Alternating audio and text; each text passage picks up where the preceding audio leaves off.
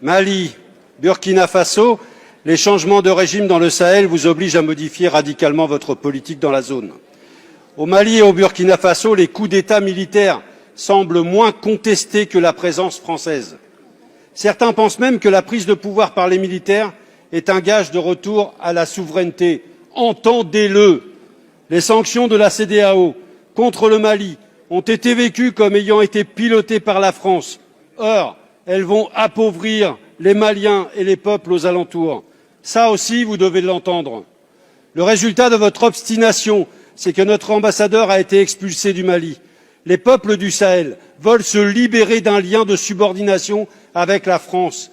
Est-il monétaire? Est-il économique ou militaire? Les communistes pensent que ce sont les trois à la fois. Il faut rebattre les cartes de la présence française au Sahel. Les sociétés privées de sécurité comme Wagner ne sont là que parce que la politique française sahélienne a failli. Malgré le courage de nos soldats, au Sahel, l'armée française a échoué. En conséquence, annoncez un plan de retrait de nos troupes avec un agenda concerté. Plutôt que les accords d'Alger qui vont déchirer le Mali, soutenez le désarmement de tous les groupes armés, comme proposé dans la feuille de route de Lusaka. Rendez une deuxième fois leur indépendance à ces États. Mettez fin au franc CFA et au pillage des ressources par les multinationales françaises. Faites respecter la démocratie et écoutez les peuples et pas seulement leurs dirigeants. Les communistes et toutes les organisations de progrès sur place vous le demandent. Nous l'avons constaté avec la plus grande gravité lors du colloque Ama Donsoko à Dakar la semaine dernière. Si vous aviez fait tout cela, ces coups d'État se seraient heurtés à une résistance populaire forte. Monsieur le ministre, n'est-il pas temps d'écouter enfin les forces de progrès africaines? Merci, monsieur le député. La parole est à monsieur Jean-Yves Le Drian, ministre de l'Europe et des Affaires étrangères. Je suis surpris d'entendre monsieur le député Lecoq, pour qui j'ai par ailleurs une grande estime, reprendre le verbatim du colonel Goïta. On dirait le porte-parole de la junte. Et je voudrais rappeler à monsieur Lecoq plusieurs choses. D'abord que la présence française et la présence des alliés de la France, y compris le G5, au Mali, mais aussi au Sahel, pour combattre contre le terrorisme, elle est tous les ans réapprouvée, réendossée par le Conseil de sécurité des Nations Unies à l'unanimité. Je pense que vous devriez regarder tout cela de près. C'est la communauté internationale qui valide tous les ans. La dernière fois, c'était le 29 juin dernier, la résolution 2394, je vous conseille de la lire, premièrement. Deuxièmement, j'ai dit tout à l'heure que c'était le Mali qui se mettait au banc de l'Afrique, parce que je constate avec vous, je l'espère, que les 14 pays de la communauté des États d'Afrique de l'Ouest sont d'accord avec l'appréciation que nous faisons de la situation et ont condamné fermement l'évolution du Mali en faisant un blocus pour obliger le Mali à revenir à la démocratie. Vous êtes d'accord, vous, monsieur Lecoq, avec 7 ans de junte sans consultation démocratique? C'est ce qu'il demande.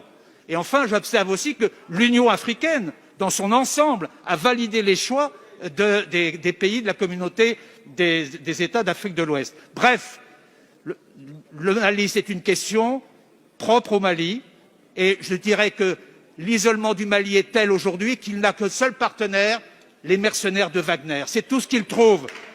Le seul partenaire aujourd'hui du Mali, c'est Wagner. Tous les autres veulent que le Mali retrouve la démocratie et le combat contre le terrorisme.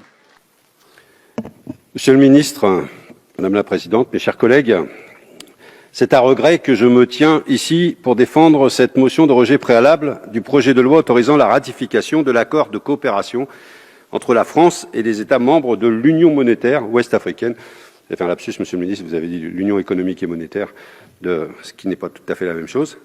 Regret parce que j'aurais aimé croire qu'une réforme du franc CFA, initialement appelée, souvenons-nous, franc des colonies françaises d'Afrique, ne l'oublions pas, aurait pu être l'occasion d'un débat approfondi entre tous les pays concernés et d'un véritable changement en profondeur de nos relations économiques et politiques avec les pays de l'Afrique de l'Ouest francophone.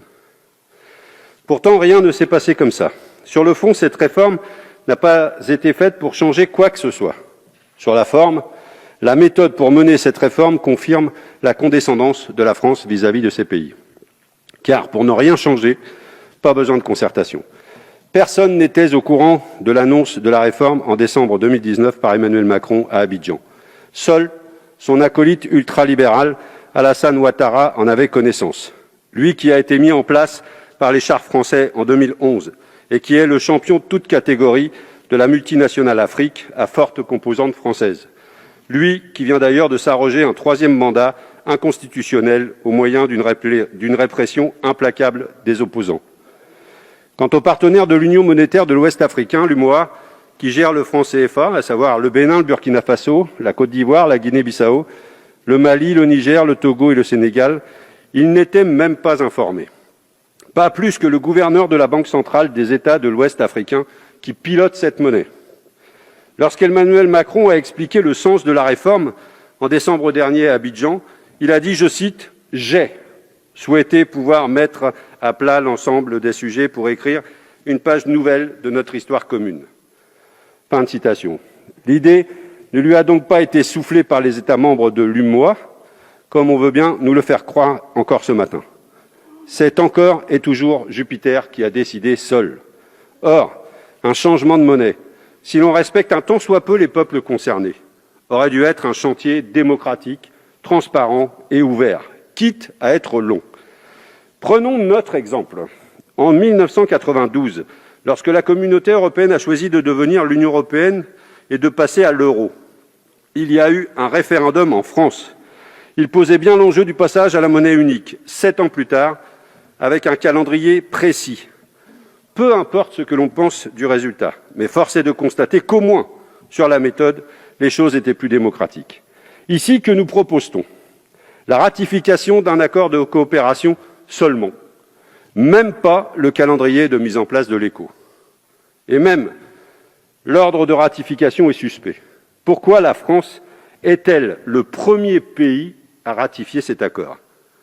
Pourquoi, en toute logique, ne pas avoir attendu la ratification des autres pays directement concernés pour terminer par la France? Notre Parlement aurait de ce fait pu tenir compte des débats démocratiques dans les pays directement concernés par cette réforme. Logique, non? Question de méthode. Cette réforme est par conséquent un non-sens complet. Cela justifierait à elle seule que l'on rejette ce texte. Mais vous avez encore la possibilité de le faire.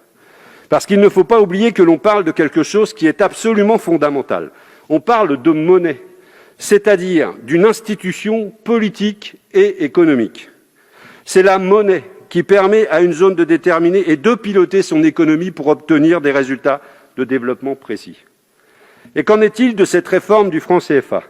Va-t-elle permettre de piloter ces taux de change pour permettre de favoriser ses exportations ou ses importations? Va-t-elle laisser aux pays de la zone le choix de s'adosser à une monnaie plutôt qu'une autre? Va-t-elle permettre de piloter son inflation, ses taux d'intérêt, le poids de sa dette, et j'en passe? Eh bien non, rien ne changera. Le lien ombilical du franc CFA avec la zone euro va perdurer. Il s'agit de la parité arrimée uniquement à l'euro, la liberté des transactions et la convertibilité illimitée entre les deux monnaies.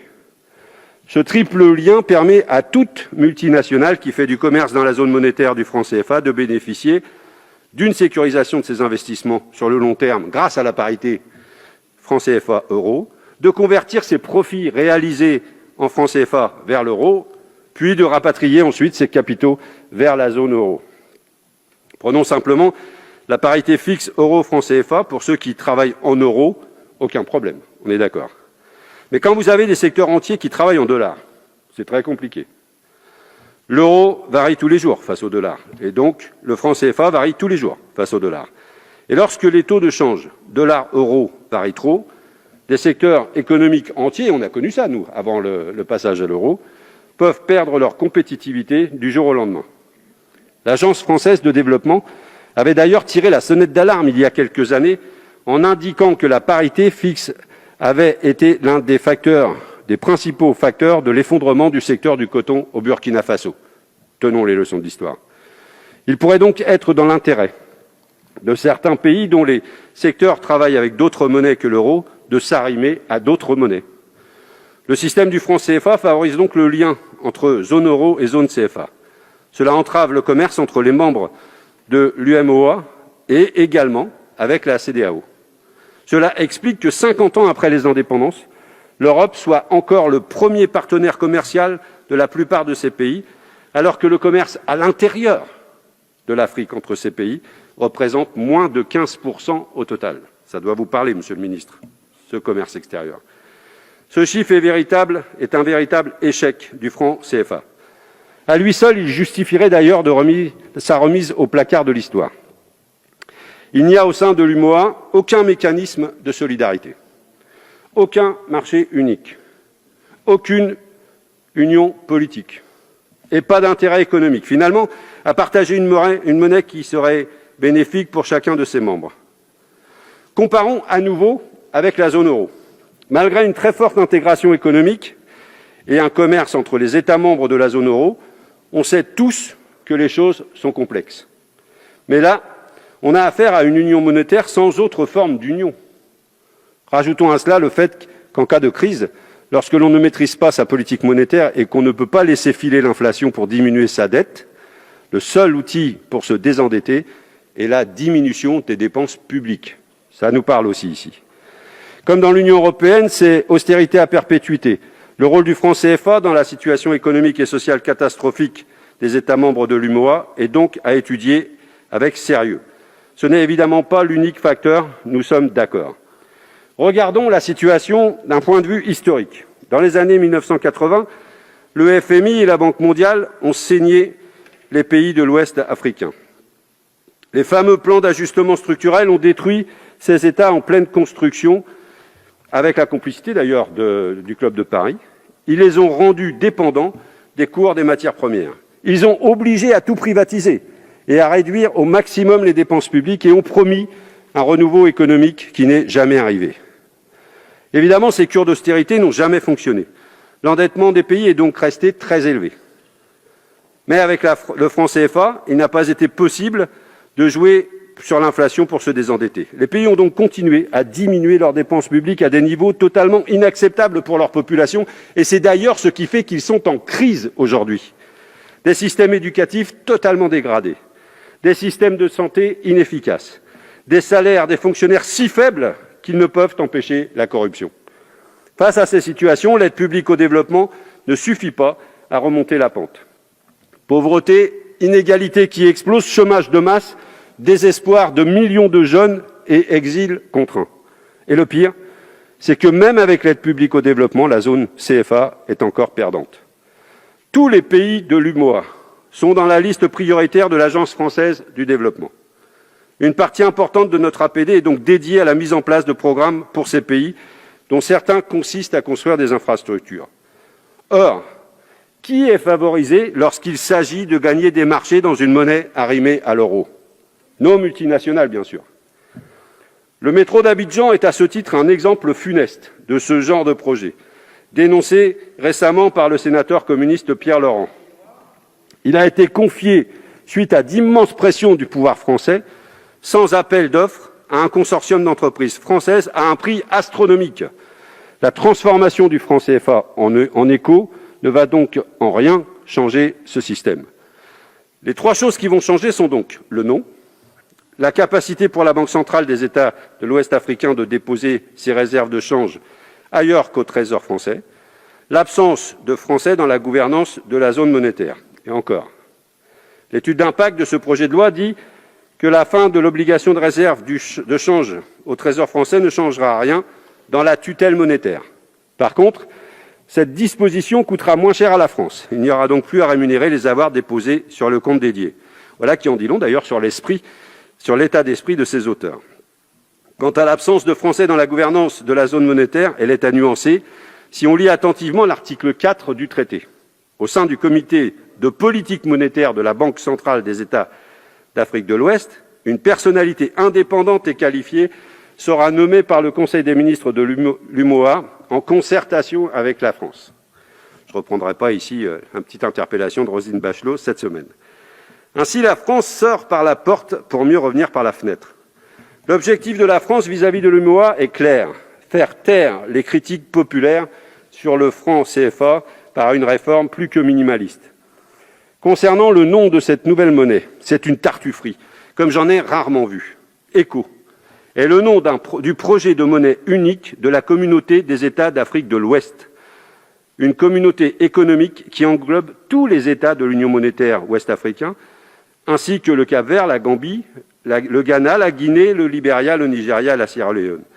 La CEDEAO, ou ECOWAS en anglais, avait choisi le diminutif de son acronyme anglais pour nom de sa future monnaie. Nous avons affaire ici à une OPA hostile sur l'écho de la CEDEAO. L'objectif de la France vis-à-vis de la CEDEAO est clair: couper l'herbe sous le pied du projet monétaire de cette zone et imposer son écho comme un fait accompli pour étendre l'influence de sa monnaie à tous les États membres de la CEDEAO. Cet objectif est clairement énoncé dans le rapport de notre commission. Je le cite à la page 22. Le fait que le changement de monnaie, seul d'un héritage controversé, est susceptible de générer une dynamique politique. Et je poursuis la citation. Il peut permettre à d'autres pays aujourd'hui extérieurs à l'UEMOA de rejoindre l'écho. Mais cet objectif n'est pas du tout été apprécié par les pays concernés. Le Nigeria, poids lourd de la CEDEAO, a évoqué l'implosion de cette zone si la réforme du CFA était mise en place. Et plusieurs États ont condamné cette initiative très officiellement. Vouloir imposer cet écho à toute la CEDEAO est une stratégie très dangereuse.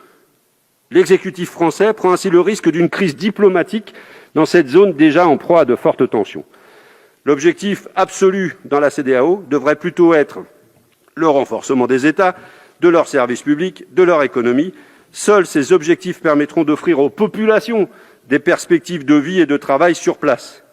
Et seul objectif pour lutter efficacement contre le terrorisme qui ronge toute cette zone. Et par cette stratégie du chaos, la France affaiblit la CEDEAO. Or, la CEDEAO est l'appui de l'Union africaine dans la région pour mener une politique de convergence économique et financière, une union douanière pour créer des intérêts économiques communs dans la région et surtout pour mettre en place une devise commune. Affaiblir la CEDEAO, c'est affaiblir le relais de l'Union africaine pour l'intégration régionale. Affaiblir la CEDEAO, c'est affaiblir le multilatéralisme africain. Vous parlez de multilatéralisme, sauf quand ça ne vous intéresse pas. Et j'imagine que personne ici ne veut aujourd'hui affaiblir le multilatéralisme africain. Voulons-nous être complices de cette stratégie de casse ? Que l'on me comprenne bien, je ne penche pas non plus pour le très libéral projet éco de la CEDEAO. Je constate simplement que le gouvernement français s'est invité dans ce débat pour en perturber le cours. Cette monnaie, assumez-le, correspond aux intérêts des classes supérieures africaines tournées vers l'extérieur et aux multinationales qui travaillent en euros. Pour les peuples et pour les PME africaines, cette monnaie peut être un véritable boulet. Votre majorité défend les intérêts des classes aisées et des multinationales en toutes circonstances et en tout lieu. Nous, députés communistes, nous opposons à cette réforme précisément parce qu'en toutes circonstances et en tout lieu, nous défendons les plus précaires, les peuples. Et pour cela, il faut un véritable renouvellement. L'exécutif français ne doit pas imposer sa volonté en faisant pression sur des dirigeants africains. Ces pays sont indépendants et il est insultant à leur dicter leur politique monétaire et économique. Cela ne fait qu'alimenter le sentiment anti-français. Avec cette réforme, nous sommes à 1000 lieues de ce qu'il faudrait faire pour réparer et construire des relations respectueuses, d'égal à égal, de coopération entre nos pays et nos peuples. Et pour finir, il faut se poser la question de l'intérêt d'une telle réforme pour les peuples. Eh bien, à l'occasion de ce travail, nous n'avons rien trouvé. Cette réforme n'est pas faite pour eux. Pourtant, c'est eux qui vont souffrir de ses mauvais côtés. Cette hypocrisie n'a donc que trop duré. Il faut rejeter ce texte et repartir à zéro. Vous en avez tout de suite la possibilité et entamer un véritable processus démocratique. Je vous invite à soutenir donc ce rejet. Merci, monsieur le député.